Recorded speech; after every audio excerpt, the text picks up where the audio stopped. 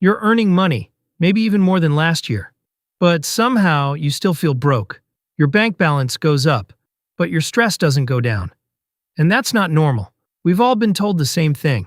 If you want to fix your money, earn more. It sounds logical. It sounds right. But it doesn't work. Because if earning more fixed everything, then people with high salaries would never feel broke. But they do. The real problem isn't your income. It's something much quieter. Something you don't even notice. It's called lifestyle inflation.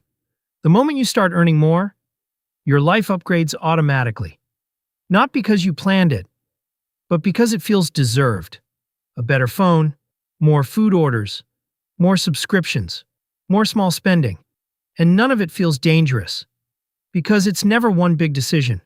It's small things, repeated every single day. Your brain doesn't react to small spending. $5? Nothing. $3? Nothing. But repeat that daily, and you're losing thousands every year, without realizing it. So now something strange happens.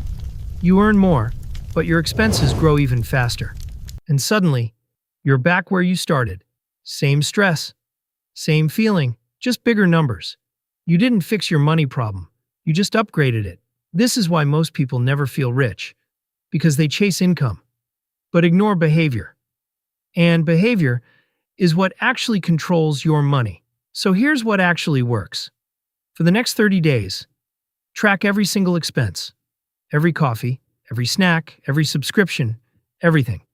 Not to judge yourself, but to see the truth, because once you see it, you can't ignore it anymore. And that awareness changes everything. You'll start noticing patterns. You'll see what's draining your money. And you'll realize you were never broke. You were just unaware. And once you fix that, you don't just save money. You feel in control. And that is what being rich actually feels like. Most people will watch this and do nothing. But if you're serious, start today. I'm Finoxa, and I'll show you the truth about money.